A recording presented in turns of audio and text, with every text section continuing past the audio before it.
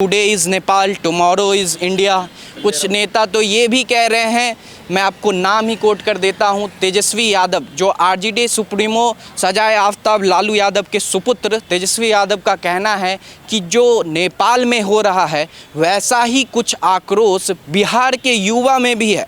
हम डरा नहीं रहे हैं, हम बता रहे हैं। गंभीर आरोप जो सुरपेंच ने लगाया है कि ये जो म्यांमार में प्रेजेंटेशन बना के भारत के मीडिया के सामने राहुल गांधी रखते हैं, क्या यहाँ पे भी नेपाल के तरह एक तख्ता पलट की साजिश की जा रही है? राहुल गांधी के इस वोट चोरी के नैरेटिव के पीछे है जो भारत में एक खुफियात तख्ता पलट की साजिश कर रहा है। देश नहीं पूरे दुनिया में एक नया सिलसिला सा चल रखा है। खास करके आप अगर भारत के इर्द गिर्द देखेंगे, चाहे वो मैं सीरियली बताऊं तो चाहे वो म्यांमार हो या फिर बांग्लादेश हो या फिर हाल दिन में आपने नेपाल में देखा किस तरह से तख्ता पलट किया गया और हर एक जगह कहीं ना कहीं विदेशी ताकतों का एक जो असर था वो देखने को मिला कि किस तरह से वहाँ के मौजूदा सरकार को विदेशी ताकतों ने मिलकर तख्ता पलट कर दिया। एक स्टूडेंट का प्रोटेस्ट आता है और वो प्रोटेस्ट इतना भयावह रूप ले लेता है कि वहाँ पे तख्ता पलट हो जाता है।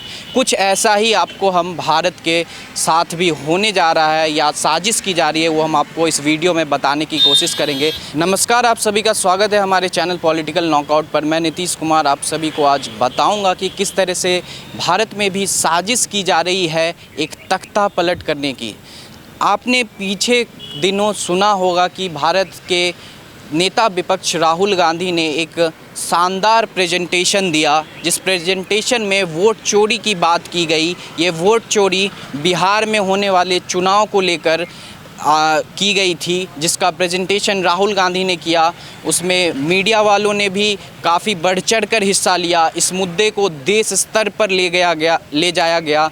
यही नहीं, इसके लिए बिहार में राहुल गांधी ने अपने गठबंधनों के साथ मिलकर एक वोट अधिकार यात्रा निकाला, जिसमें उन्होंने बताने की कोशिश की कि किस तरह से वोट चोरी की जा रही है और जो देश में मौजूदा नरेंद्र मोदी की सरकार है उस पर भी एक बड़ा आरोप लगाया था कि ये जो सरकार है ये वोट चोरी करके आती है, जनता का वोट चोरी करती है। लेकिन एक मीडिया हैंडल्स के द्वारा, एक रिसर्च के द्वारा, खुरपेंच मीडिया के द्वारा दावा किया जा रहा है कि ये जो प्रेजेंटेशन है ये फेक है, इसमें विदेशी हाथ मिले हुए हैं, फॉरेन इन्वॉल्वमेंट हैं।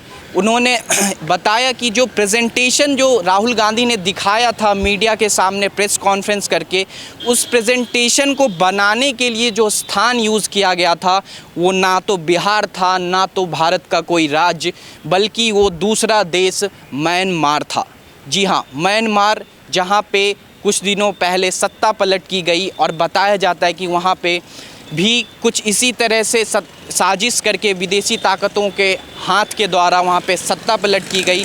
और ऐसा ही कुछ साजिश फिर बांग्लादेश में हुआ, जहाँ शेख हसीना को अपने देश को छोड़ के भागना पड़ा। फिर पिछले 3-4 दिनों में आपने देखा ही नेपाल में किस तरह से जेनजी के आड़ में उर्दंग मचाए हुए प्रोटेस्टर ने पूरे नेपाल को फूंक दिया, नेपाल के पूरे राजधानी को फूंक दिया।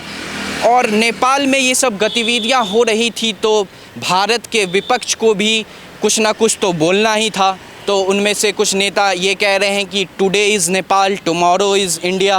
कुछ नेता तो ये भी कह रहे हैं, मैं आपको नाम ही कोट कर देता हूँ, तेजस्वी यादव जो आरजेडी सुप्रीमो सजाए आफ्ताब लालू यादव के सुपुत्र तेजस्वी यादव का कहना है कि जो नेपाल में हो रहा है वैसा ही कुछ आक्रोश बिहार के युवा में भी है।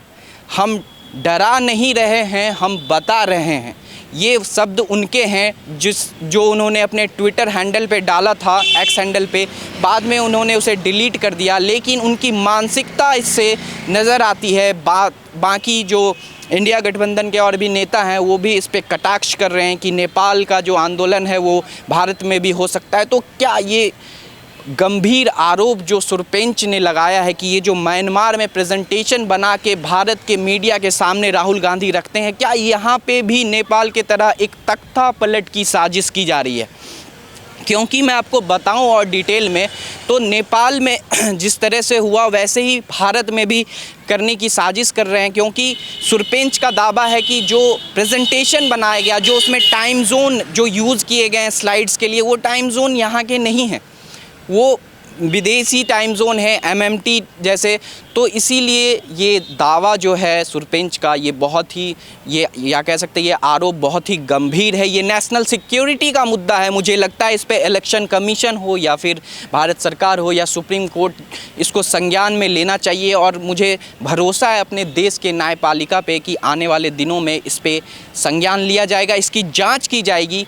तो मेरे दर्शकों से ये अनुरोध है कि इस अफवाह के पीछे नहीं जाएं कि वोट चोरी हो रही है।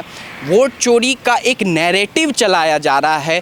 भारत में बीते 11-12 साल से जिस तरह से एक स्टेबल गवर्नमेंट देने का काम नरेंद्र मोदी कर रहे हैं, उस स्टेबल गवर्नमेंट में भारत तरक्की की ओर जा रहा है। भारत की अर्थव्यवस्था जो 11वें-12वें नंबर से चौथे नंबर पे आ गई, जो तीसरे नंबर की ओर जाने को अग्रसर है, उसको किसी न किसी तरह तोड़ने की कोशिश की जा रही है। आपने देखा पिछले दिनों किस तरह से हमारी जो दोस्ती है उसमें बदलाव आया, किस तरह से हम अमेरिका से दूर होते गए और रूस के पास होते गए। क्योंकि भारत जो है वो किसी के सामने झुकता नहीं है, लेकिन अमेरिका सब देश को अपने इशारों पे नचाना चाहता है। तो क्या यह वजह हो सकती है कि कोई डीप स्टेट राहुल गांधी के इस वोट चोरी के नैरेटिव के पीछे है, जो भारत में एक खुफिया तख्ता पलट की साजिश कर रहा है? आप तमाम लोगों की क्या राय है इसे कमेंट बॉक्स में ज़रूर बताएं।